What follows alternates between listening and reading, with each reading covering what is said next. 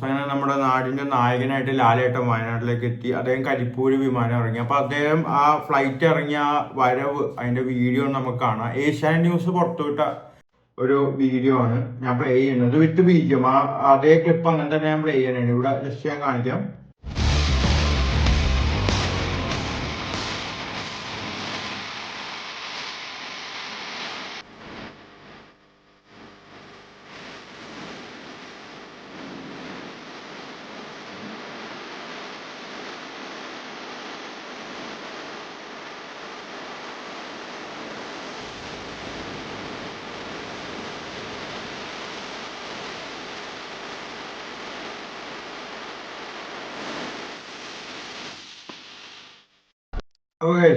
നിങ്ങൾ കണ്ടല്ലോ ആ വിഷ്വല് വിത്ത് ബീജിയം കണ്ടല്ലോ.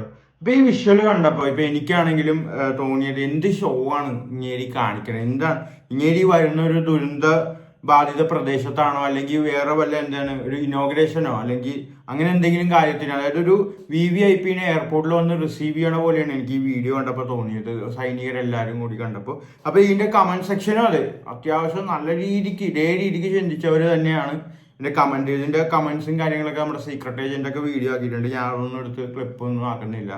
അപ്പൊ ആ രീതിക്കാണ് ഞാനടക്കം ചിന്തിച്ചത്. അതായത് ഇദ്ദേഹം എന്ത് ഷോ ആണ് ഈ കാണിക്കുന്നത്, എന്തിന്റെ ഒരു പ്രശ്നമാണ് ഇങ്ങേർക്ക് വെറുതെ മാതിരി ഒരു ദുരന്ത പ്രദേശത്ത് ഇങ്ങനെ ഒരു ഷോ കാണിച്ച് ഇത്രയൊരു ആർമി പരേഡില് നമ്മുടെ മറ്റേ ആ സിനിമയിലൊക്കെ കാണുന്ന രീതിക്ക് വരണമെന്ന്. പക്ഷെ ഇതൊക്കെ ഉണ്ടെങ്കിൽ പോലും ഈ വരവും കാര്യങ്ങളൊക്കെ ഒരുപാട് വിമർശനങ്ങൾ, അതേപോലെ വിമർശനവും തെറിവിളിയല്ല, കമന്റിൽ മൊത്തം പരിഹാസമാണ് ഇദ്ദേഹത്തിനെ കുറിച്ച്. പക്ഷെ പിന്നീട് നടന്നത്, അതായത് ലാലേട്ടൻ യൂണിഫോമിൽ വയനാട്ടിൽ വന്നു. അദ്ദേഹം രക്ഷാപ്രവർത്തനത്തിന് നേതൃത്വം കൊടുത്ത് മാത്രമല്ല അവിടുത്തെ സൈനികരിൽ നിന്ന് കാര്യങ്ങൾ ചോദിച്ച് മനസ്സിലാക്കി, എന്തൊക്കെയാണ് പ്രശ്നങ്ങൾ കാര്യങ്ങളൊക്കെ ചോദിച്ച് മനസ്സിലാക്കി. അദ്ദേഹം വേറൊരു വീഡിയോ ക്ലിപ്പ് അതായത് നമുക്കൊന്ന് കണ്ടുനോക്കാം. എനിക്ക് പറയാനുള്ളത്, ഞാനുമായിട്ട് അസോസിയേറ്റ് ചെയ്യുന്ന ഞങ്ങളുടെ ഒരു ഫൗണ്ടേഷൻ ഉണ്ട്, വിശ്വശാന്തി ഫൗണ്ടേഷനാണ്. ഞാനത് ഇവിടുത്തെ പുനരധിവാസത്തിന് അല്ലെങ്കിൽ ഒരു എന്താണ് റീഹാബിലിറ്റേഷന് വേണ്ടിയിട്ട് ഇപ്പം നമ്മളൊരു 3 കോടി രൂപയാണ് കൊടുക്കാൻ തയ്യാറാകുന്നത്. തീർച്ചയായിട്ടും കേട്ടല്ലോ, വിശ്വശാന്തി ഫൗണ്ടേഷൻ. അതിന്റെ അതായത് നമ്മുടെ ലാലേട്ടന്റെ വിശ്വശാന്തി ഫൗണ്ടേഷൻ അദ്ദേഹം ഫൗണ്ട് ചെയ്തത് 2014 ഫൗണ്ട് ചെയ്തതാണ്. ഞാൻ ഇതിന്റെ വെബ്സൈറ്റിലൊക്കെ കയറി നോക്കിയായിരുന്നു. അപ്പൊ ഇതില് നമുക്ക് ലാലേട്ടന്റെ ആ ഒരു ഇതിനു മുമ്പ് ആ ഫൗണ്ടേഷന്റെ കീഴിൽ ചെയ്ത പ്രവർത്തനങ്ങൾ കാര്യങ്ങളൊക്കെ നമുക്ക് അതിൽ ഡീറ്റെയിൽ ആയിട്ട് കാണാം. മാത്രമല്ല ഈ ഒരു ഫൗണ്ടേഷൻ മുഖേന ഇദ്ദേഹം 3 കോടി രൂപയുടെ സഹായമാണ് പ്രഖ്യാപിച്ചിരിക്കുന്നത്. നമുക്ക് എന്തായാലും ബാക്കി കൂടി കാണാം. ഇത് കഴിഞ്ഞിട്ട് പിന്നെ അതിന്റെ സ്ഥിതിഗതികൾ നിരീക്ഷിച്ചതിന് ശേഷം വീണ്ടും ഇവർക്ക് എന്തെങ്കിലും പണത്തിന്റെ കാര്യങ്ങൾ ആവശ്യമുണ്ടെങ്കിൽ വിശ്വശാന്തി ഫൗണ്ടേഷൻ വീണ്ടും പണം കൊടുക്കുന്നതാണ്. അപ്പൊ നമ്മളൊരു 3 കോടി രൂപയുടെ ഒരു പ്രോജക്റ്റ്, ഒരു പുനരുദ്ധാരണ പ്രോജക്റ്റിന് ഞങ്ങളിപ്പം പിന്നെ എന്താണ് അനൗൺസ് ചെയ്യാണ്. ഞങ്ങൾ ഇവിടെ വെച്ച് ചെയ്യാൻ കമ്പൈൻഡ് എഫേർട്ട് ഉണ്ടായിരുന്നു. ആർമി എല്ലാ ആൾക്കാരും കേരള പോലീസിന്റെ SOG ആയിരുന്നു ആദ്യമോടെ. ആ ഒരു എഫേർട്ടിന് എങ്ങനെയാണ് ഞാൻ പറയുന്നത്? അതാണ് നമ്മുടെ ആർമിയിൽ എല്ലാവരെയും ഇതിൽ നമുക്ക് പിന്നെ അത് ഒരാളെ എങ്ങനെ നന്ദി പറയേണ്ടെന്ന് അറിയില്ല. അവരുടെ ജീവൻ കടയിൽ വെച്ച് മറ്റൊരു ജീവനെ രക്ഷിക്കുക എന്ന് പറയുന്നത് അതാണ്. ഇതിന്റെ എല്ലാ കാര്യങ്ങളും മറന്നുകൊണ്ട് ഒരു സഹായിക്കുക എന്ന് പറയുന്നത് ഒരു വലിയ കാര്യമാണ്. ഭയങ്കരമായിട്ട് അറിയുന്ന ഒരു സ്ഥലമല്ലേ, അതുകൊണ്ട് തന്നെ ഇല്ലല്ലോ, ഏത് സ്ഥലമായാലും ഇമോഷൻ ഒരുപോലെയല്ലേ തീർച്ചയായിട്ടും. പക്ഷെ നമ്മൾ മുകളിൽ പോയി കാണുമ്പോഴാണ് ഇതിന്റെ വ്യാപ്തി മനസ്സിലാക്കുന്നത്. ഇപ്പോഴും വളരെയധികം പിന്നെ ചെളികൾ കൂടിയിട്ടുണ്ട്. അതിൻ്റെ അകത്ത് ആൾക്കാരുണ്ടോയെന്നൊന്നും അറിയില്ല. ബട്ട് നമ്മുടെ എല്ലാവരും ഇവിടുത്തെ വോളണ്ടിയേഴ്സ് ആയാലും ഭക്ഷണം കൊടുക്കുന്ന ആൾക്കാരായാലും ഇതിന്റെ പുറകിൽ പ്രവർത്തിച്ച എല്ലാവർക്കും ഹൃദയത്തിന്റെ ഭാഷ ഇതൊരു ദേശീയ ദുരന്തമായി പ്രഖ്യാപിക്കേണ്ടതല്ലേ? തീർച്ചയായിട്ടും അത് എങ്ങനെയാണ് വരേണ്ടത്? അതാണ് ഞാൻ പറയുന്നത്, ഇന്ത്യ കണ്ട ഏറ്റവും ഒരു ദുരന്തങ്ങളിൽ ഒന്നാണ്. തീർച്ചയായിട്ടും അത് മിസ്റ്റർ മേജർ രവി വിശ്വശാന്തി ഫൗണ്ടേഷന്റെ ഒരു ഡയറക്ടറാണ്. അദ്ദേഹത്തിന് എന്താ പറയാനുള്ളതെന്ന് വെച്ചാൽ കേട്ടാം. മാത്രമല്ല അദ്ദേഹം ഇതുപോലുള്ള ഒരുപാട് കാര്യങ്ങളിൽ പ്രവർത്തിച്ച ആളാണ്. ആർമിയിൽ ഒരുപാട് വർഷം ഉണ്ടായിരുന്ന ആളാണ്.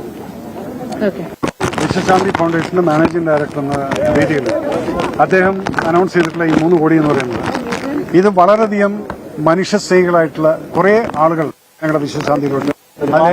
ഒരുപാട് പേര് അതിലേക്ക് അതിലെടുത്തു പറയേണ്ടത് ഡോഫ് കെറ്റിൽ ബോംബെയുടെ സുബോധ് മേനോൻ എന്നുള്ള വ്യക്തിയും അതുപോലെ തന്നെ ഓപ്പറേഷൻ ഭാഗത്തുനിന്ന് സഹായം ചെയ്യുന്ന ഒരു സംഘടനയാണ്. അപ്പൊ നിങ്ങൾക്ക് ഇതിലൊരു ചോദ്യം നിങ്ങൾ ശ്രദ്ധിച്ചോന്ന് അറിഞ്ഞൂടാ, ഇതൊരു ദേശീയ ദുരന്തമായിട്ട് പ്രഖ്യാപിക്കേണ്ടതല്ലേ എന്നൊരു ചോദ്യമാണ് മാധ്യമ പ്രവർത്തകൻ നമ്മുടെ ലാലേട്ടൻ്റെ അടുത്ത് ചോദിച്ചത്. അദ്ദേഹം അതിന് വ്യക്തമായിട്ടുള്ളൊരു ഉത്തരം നല്ല രീതിക്ക് നല്ല എന്താ പറയുന്ന ആ ഒരു ഇതിൽ തന്നെ അദ്ദേഹം അതിനൊരു ഉത്തരം പറയുന്നുണ്ട്. ഇതേ ചോദ്യം തന്നെയാണ് നമ്മുടെ സുരേഷ് ഗോപി, അതായത് കേന്ദ്ര സഹമന്ത്രിയോട് ചോദിച്ചത്. അപ്പൊ പുള്ളി പറഞ്ഞ മറുപടി ഒന്നേ ഉള്ളൂ, കുത്തിത്തിരിപ്പ് ഉണ്ടാക്കാൻ നോക്കരുത്, അതാണ് പുള്ളിയുടെ മറുപടി.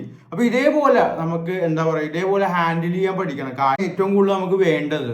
പിന്നെ ഞാൻ ഇതിന്റെ ഒപ്പം തന്നെ ഒരു ക്ലിപ്പും കൂടി, അതായത് ലാലേട്ടൻ കൊടുക്കുന്നത് 3 കോടി രൂപ. ശരിക്കും ഈ 3 കോടി രൂപ എന്ന് പറഞ്ഞു കഴിഞ്ഞാൽ വിശ്വശാന്തി ഫൗണ്ടേഷൻ, അതായത് ഇദ്ദേഹത്തിന്റെ അച്ഛനായ വിശ്വനാഥനും അതേപോലെ അദ്ദേഹത്തിന്റെ തന്നെ അമ്മയായ ശാന്തകുമാരി എന്ന ഇവർ രണ്ടുപേരുടെ പേര് ഇതാക്കിയിട്ട് തുടങ്ങിയ ഒരു ഫൗണ്ടേഷനാണ് വിശ്വശാന്തി. ഇപ്പൊ ഒരുപാട് ചാരിറ്റബിൾ കാര്യങ്ങളൊക്കെ ഇവര് കേരളത്തിനും പുറത്തൊക്കെ ചെയ്യുന്നുണ്ട്. അപ്പൊ ആ ഒരു ഫൗണ്ടേഷൻ മുഖേന 3 കോടി രൂപയാണ് ഇദ്ദേഹം ജനങ്ങൾക്ക് വേണ്ടി, വയനാട്ടിലെ ജനങ്ങൾക്ക് വേണ്ടി ഇദ്ദേഹം സംഭാവന ചെയ്യുന്നത്. അപ്പോൾ ഉറപ്പായിട്ടും നമുക്ക് ഒരു ഹീറോ, ലാലേട്ടൻ ആ ഒരു ഹീറോ ആവണേണ്. നേരത്തെ കണ്ട നെഗറ്റീവുകൾ ഇതും കൂടി ഒന്ന് കാണണം. കാരണം അദ്ദേഹം നേരിട്ടെത്തി.